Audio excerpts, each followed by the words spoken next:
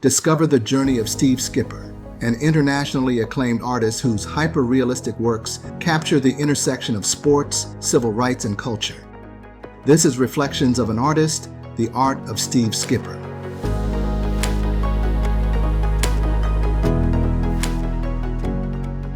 Nick Saban, he carries a certain aura that is beyond what people see on TV and stuff.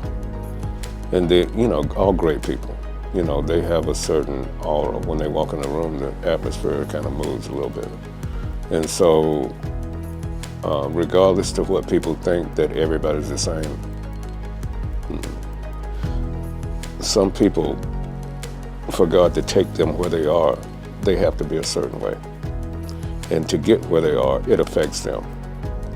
And then what they do affects everybody around them. Nick Saban would affect 100 football players, 50 or 60 coaches, and everybody, just him. And then all the other coaches around the country speak so well of him for a reason. And so I had to get used to the fact that he's nothing like what you see on TV. He's one of the nicest people you ever see in your life. And then he's one of the most calmest people you ever see in your life. But when I walked in the room the night before we did the unveiling with him and Miss Terry, I was just like nervous, You wondering, because I put some stuff in there that you normally sports artists don't touch, and I went real deep into his personality and his character and stuff. And so I listened to him talk about certain things that really were important to him. And when he talked about the things that were important to him, he never mentioned winning football games. It was always something else. And so I put that in the painting. We're taking a real good chance because I'm really going deep into his heart. And we pulled a couple. He came in the room and Miss Terry came in the room and I was just standing there. I was about as nervous as I can be. I think it's one of the most nerve-wracking parts of being an artist is right before the unveiling, because you don't know what people are gonna say. And then if he doesn't like it, you're in real trouble. And so we pulled a cup off the painting and all of a sudden Miss Terry gasped, and then he went and he started looking and he was like, and I'm standing there having to deal with all of this and not knowing, they're quiet. And then all of a sudden they start talking about how much they love it. And then Miss Terry starts crying and he's wiping tears. And I was like, Lord, what do you do with this? I mean, you told me how to paint, but what do you do with all of this? And then they come back and they start telling you about different aspects of the painting that meant so much to him. His mom had just passed away not too long ago.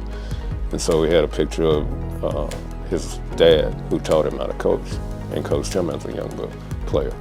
And his mom, dad, and his sister, when he was 9 years old, was in the top of the painting. And they look at that. And then one of the things that's dear to him was all the players that played for him that got their degrees. That's really dear to him. And so he he looked like a rooster on a farm when he looked at we had a scene where one of the players is getting their degrees and he's standing right by him. And he said, how many, we got over 600 or 700 players that got their degrees. And he was so proud. He didn't say anything about a national championship, but he was so proud of that. And then their eyes went to Mal Moore, the great athletic director at University who brought him there, and they lost it. And Mal Moore was dear to me too. And I'm standing there, with all of this emotion and stuff like that. And I had to just keep my composure until I got back to the car and we were driving off and I went,